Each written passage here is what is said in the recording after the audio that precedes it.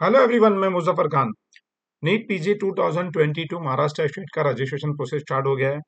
जैसे मैंने आपको पहले कहा था कि महाराष्ट्र स्टेट का रूल्स और रेगुलेशन काउंसलिंग का पूरा चेंज होगा, वैसे ही महाराष्ट्र स्टेट का रूल्स और रेगुलेशन काउंसलिंग का चेंज हो गया है। मैंने कहा था पहले आप लोगों को कि सेक्रेटरी डिपॉजिट आएगा महाराष्ट्र स्टेट में, और सेक्रेटरी डिपॉजिट महाराष्ट्र स्टेट में आ गए हैं।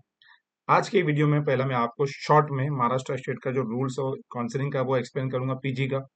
उसके बाद मैंने रजिस्ट्रेशन का एक कैंडिडेट का जो करा हूं मैंने, उसको मैं आपको लाइव डेमो दूंगा कि कैसा आपको रजिस्ट्रेशन करना है महाराष्ट्र स्टेट काउंसलिंग में। चलिए स्टार्ट करते हैं। पहला मैं ये बताऊं शॉर्ट के अंदर कि महाराष्ट्र स्टेट काउंसलिंग में फर्स्ट टाइम सेक्रेटरी डिपॉजिट का रूल आ गया है। आपको अभी ऐसे आपने ऑल इंडिया काउंसलिंग में पार्टिसिपेट करते हैं गवर्नमेंट कॉलेजेस के लिए और डीन के लिए, तो आपको सेक्रेटरी डिपॉजिट पे करना रहता है। वैसे ही महाराष्ट्र स्टेट में भी आप अगर पार्टिसिपेट करेंगे तो रजिस्ट्रेशन फीस के साथ में आपको सेक्रेटरी डिपॉजिट पे करना है। 25,000 जो है वो गवर्नमेंट सीट के लिए, और गवर्नमेंट एक एडेड सीट जिसको सेवाग्राम वर्धा बोलते हैं उसके लिए भी 25,000 ही भरना है, बराबर। और जो प्राइवेट कॉलेजेस है, तो चाहे प्राइवेट जिसको हम सेमी प्राइवेट बोलते हैं, तो प्राइवेट कॉलेज है उसके लिए आपको 1 लाख रुपीज सेक्रेटरी डिपॉजिट पे करना है। अगर आप कैटेगरी के कैंडिडेट हैं तो आपको 12,500 गवर्नमेंट के लिए और 1 लाख रुपीज पे करना है आपको, अगर दोनों काउंसलिंग में जाना है तो किसके लिए, प्राइवेट और गवर्नमेंट के लिए। तो ये पहला आप समझ लीजिए कि रजिस्ट्रेशन के साथ में आपको सिक्योरिटी पे करना है। पहला तो ये आगे काउंसलिंग में रूल्स। अब एक शॉर्ट में रूल बताऊं, सेम जैसा ऑल इंडिया काउंसलिंग का रूल है ना, वैसे ही ऑल इंडिया काउंसलिंग के जैसा महाराष्ट्र स्टेट में भी आ गया है। बस ये है कि महाराष्ट्र स्टेट काउंसलिंग में आप सेकंड राउंड में रजिस्ट्रेशन नहीं कर सकते, बाकी ऑल इंडिया काउंसलिंग में आप सेकंड राउंड में भी कर सकते हैं। तो महाराष्ट्र स्टेट काउंसलिंग का रूल अभी शॉर्ट में बता रहा हूँ। अभी जो रजिस्ट्रेशन चालू हुआ है, आप फर्स्ट राउंड में भी रजिस्ट्रेशन कर सकते हैं, मॉपअप के अंदर भी कर सकते हैं। उसके बाद फर्स्ट राउंड में आपको चॉइस फिलिंग करना है। आपको आपको चॉइस फिलिंग किया, आपको कोई कॉलेज अलाउड हुई और आपने अगर नहीं लिया कोई प्रॉब्लम नहीं, ना आपका सिक्योरिटी डिपॉजिट फोरफिट होएगा, और आप सेकंड राउंड के लिए भी एलिजिबल होगे, क्योंकि फर्स्ट राउंड में फ्री एग्जिट आ गया है महाराष्ट्र स्टेट के अंदर। याद रखो, फर्स्ट राउंड में आपने चॉइस फिलिंग किया, आपको सीट अलाउड हुई, आपने नहीं लिया, आप मॉपअप सेकंड राउंड के लिए एलिजिबल हो, मॉपअप राउंड के लिए भी एलिजिबल है, और आपका सिक्योरिटी डिपॉजिट फोरफिट नहीं होएगा। अब सेकंड राउंड में अगर आपने ऑफिस से चॉइस फिलिंग करने के लिए ऑफिस आ गया महाराष्ट्र स्टेट के अंदर, आपको सेकंड राउंड में चॉइस फिलिंग की आपने ऑफिस से, उसके बाद अगर सीट अलाउड हुई और आपने जाके नहीं लिया, तो आपका जो सिक्योरिटी डिपॉजिट है वो फोरफिट हो जाएगा, वो वापिस चले जाएगा। मगर आप मॉपअप के लिए एलिजिबल हो, मॉपअप के लिए फिर से रजिस्ट्रेशन करना पड़ेगा, फिर से सिक्योरिटी डिपॉजिट पे करना पड़ेगा। उसके बाद जब मॉपअप राउंड होएगा, तो मॉपअप राउंड के अंदर सिर्फ वही कैंडिडेट एलिजिबल रहेंगे जिसके पास कोई भी सीट नहीं रहेगी, सीट ऑन हैंड। मतलब फर्स्ट राउंड में सीट मिली थी, आपने छोड़ दिया, सेकेंड राउंड में भी सीट मिली थी, आपने छोड़ दिया, सेक्रेटरी डिपॉजिट गया, आप मॉपअप के लिए री इंटर कर सकते हैं, रजिस्ट्रेशन करके सेक्रेटरी डिपॉजिट पे कर सकते हैं। फर्स्ट राउंड में सीट मिली नहीं, सेकेंड राउंड में सीट नहीं मिली, ऑटोमेटिकली आपको कोई रजिस्ट्रेशन नहीं करना है, आप मॉपअप के लिए एलिजिबल हो, मॉपअप में नई चॉइस फिलिंग करना है। अब फर्स्ट राउंड हो गया, सेकेंड राउंड हो गया, जो थर्ड राउंड जिसको मॉपअप कहते हैं वो हो गया। उसके बाद अगर आपने चॉइस फिलिंग जो सेकंड राउंड में मॉपअप में करेंगे, सेम चॉइस फिल आपकी कैरी फॉरवर्ड करेगी स्ट्रे वैकेंसी राउंड में। स्ट्रे वैकेंसी राउंड में आपको कोई चॉइस फिलिंग नहीं करना है। और उसके बाद मॉपअप जो हो जाएगा, उसके बाद जो प्राइवेट कॉलेजेस की सीट है वो रिस्पेक्टिव प्राइवेट कॉलेज को सरेंडर हो जाएगी। वहां जाके आपको अगर एडमिशन लेना है तो प्राइवेट कॉलेजेस के जाके इंस्टीट्यूशन राउंड होता है, वहां जाके अप्लाई करना रहेगा, जैसा पहले होता था।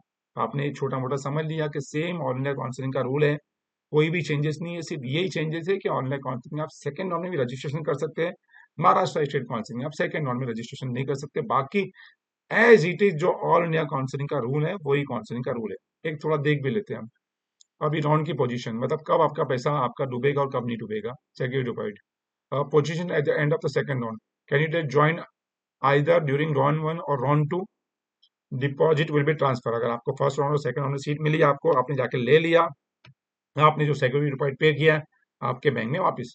Candidate allotted in account two but did not join the course, security deposit आपका फॉरफिट हो गया। Candidate not allotted the seat in round two, आपका सिक्योरिटी डिपॉजिट आपके पास है। Candidate allotted join during mop up round, आपका पैसा आपके बैंक में रिटर्न चला गया। Candidate allotted and not join during mop up round, आपका सिक्योरिटी डिपॉजिट डूब गया और आप स्टे वैकेंसी राउंड के लिए भी एलिजिबल नहीं।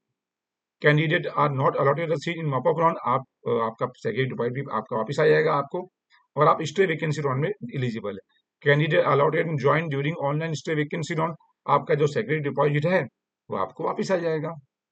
ऑनलाइन स्टे वैकेंसी राउंड जो रहेगा, candidate allotted and not join during online stay vacancy round, आपको जो सीट अलॉट हुई स्टे वैकेंसी राउंड में गवर्नमेंट की और आपने नहीं लिया, तो आपका सेक्रेटरी डिपॉजिट आपको वापस नहीं मिलेगा। याद रखना बहुत जरूरी इंपॉर्टेंट पॉइंट है। Candidate not allotted a seat in online stay vacancy, आपका सेग्रीगेटेड डिपॉजिट आपको वापस आ जाएगा। बस ये एक शॉर्ट में मैंने बता दिया आपको। अब आते हैं मेन पॉइंट में, जिसको मैं बताने वाला हूँ कि महाराष्ट्र स्टेट काउंसिलिंग के अंदर रजिस्ट्रेशन जो करना है उसका डेमो वीडियो देता हूँ आप लोगों को मैं। उससे पहले मैं बता दूं कि आप लोगों के पास डॉक्यूमेंट्स क्या क्या रहना चाहिए अपलोड करने के लिए। और देखिए ये डॉक्यूमेंट्स अपलोड करने की, मैंने कैंडिडेट का रजिस्ट्रेशन किया था, क्या क्या डॉक्यूमेंट अपलोड किया था उसकी बता रहा हूँ। Application form for NEET PG 2022, state ना, स्टेट का बोल रहा है, application form for state NEET PG 2022।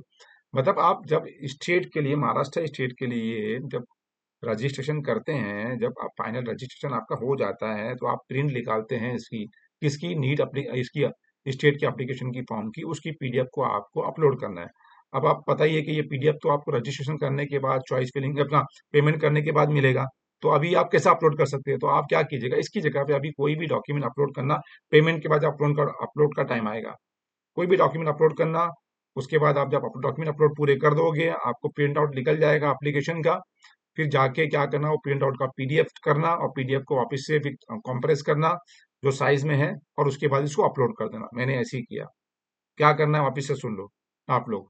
कोई भी इसकी जगह पे एक डॉक्यूमेंट अपलोड कर दो। यहाँ पे आपका जो नीट का जो एप्लीकेशन किए थे ना आपने ऑल इंडिया के अंदर, वो डॉक्यूमेंट अपलोड करो। मैंने भी वैसे ही किया था, वही डॉक्यूमेंट अपलोड किया मैंने। नीट का एप्लीकेशन जो हमने वहाँ पे एग्जाम के टाइम पे अपने नीट पीजी के लिए किए थे, एनबी की वेबसाइट पे, वहां से मैंने डाउनलोड किया, निकाला, उसको पीडीएफ किया, पीडीएफ करके मर्ज किया, मर्ज करने के बाद मैंने यहाँ पे अपलोड कर दिया।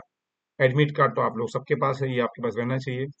Any original photo ID, Aadhaar card, living card, licence, PAN card, आप कोई भी इसमें एक को, हमने आधार कार्ड इसको चूज किया था। NEET PG statement of marks, मतलब नीट पीजी का जो आपका स्टेटमेंट ऑफ मार्क्स है, मतलब कौन से score card. Nationality certificate, variant passport, HSC और इक्विवेलेंट सर्टिफिकेट, कोई भी ऐसा सर्टिफिकेट जिसमें आपकी नेशनलिटी लिख रहे हो कि आप इंडियन हो। आपका पासपोर्ट हो गया, लिविंग सर्टिफिकेट हो गया, बर्थ सर्टिफिकेट हो गया, डोमिसाइल सर्टिफिकेट हो गया, कोई भी ऐसा सर्टिफिकेट आप। डोमिसाइल सर्टिफिकेट, देखिए हमने जब रजिस्ट्रेशन किया था तो हमने कैंडिडेट को महाराष्ट्र का बताया कि वो डोमिसाइल है, इसलिए हमको डोमिसाइल सर्टिफिकेट पूछा। ये मैंडेटरी डॉक्यूमेंट नहीं है आपको, अगर आप ये नहीं भी अपलोड करोगे, इसकी जगह पे आप अ, कोई दूसरा सर्टिफिकेट भी अपलोड कर दोगे, क्योंकि सर्टिफिकेट अपलोड करना जरूरी है यहाँ पे कोई ना कोई। अगर आप अपलोड नहीं करेंगे तो आपका फॉर्म पूरा फिल नहीं होएगा, अभी बता रहा हूँ। तो डोमिसाइल सर्टिफिकेट आपका कॉलेज में है, जेरोस्कॉपी अपलोड कर दो उसकी, कोई टेंशन नहीं है आपके पास।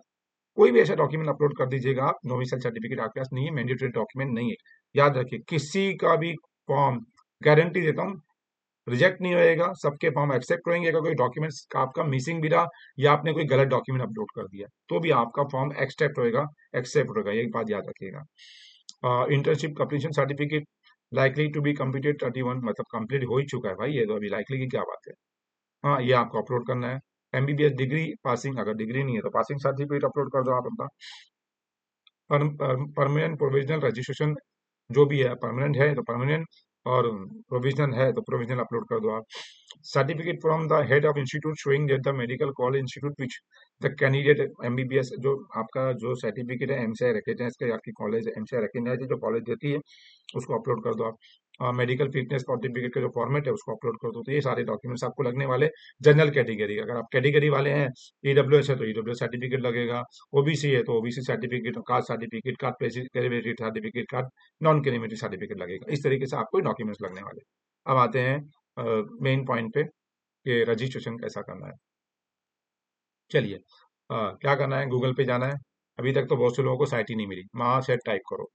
क्या साइट, महासेट टाइप करें आपने गूगल पे जाके, welcome to common entrance CET cell आ गया महाराष्ट्र का। कैप राउंड ऊपर वाले पे जाओ, क्लिक या टू कैप पोर्टल ए, इस पे जाओ। इस पे जाएंगे तो आपको दिख जाएगा या नीट पीजीएम, इसको क्लिक करो। इसको आपने क्लिक किया, ये ओपन हो गया।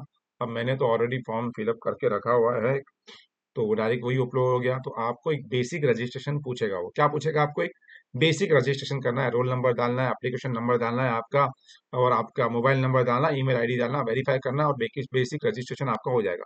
बेसिक रजिस्ट्रेशन के बाद हमारे पास ये विंडो आती है। अब हम अभी क्या करते हैं, क्लिक हियर करते हैं और इसको पूरा फॉर्म को फिलअप करते हैं। अब आते हैं फिलअप करने के लिए। हाँ देखिए, अभी फिलअप करना है मेरे को फॉर्म को। Full name of the candidate, candidate का पूरा नाम क्या है, तो ये हमने बेसिक रजिस्ट्रेशन किया था, इसी तरह हमारा नाम आ गया। Whether your income is change और update, whether your name is change, आपका सॉरी आपका नेम चेंज हुआ है क्या? तो अगर नहीं चेंज हुआ है, अगर चेंज हुआ है आपका नेम, तो आपको सेलेक्ट करना है यहाँ पे यस, तो जो नया नेम रहेगा वो डाल देना है, जो नया चेंज चेंज हुआ है। फादर नेम आपका डालना है सेम आपके जो किसके ऊपर है, याद रखिएगा।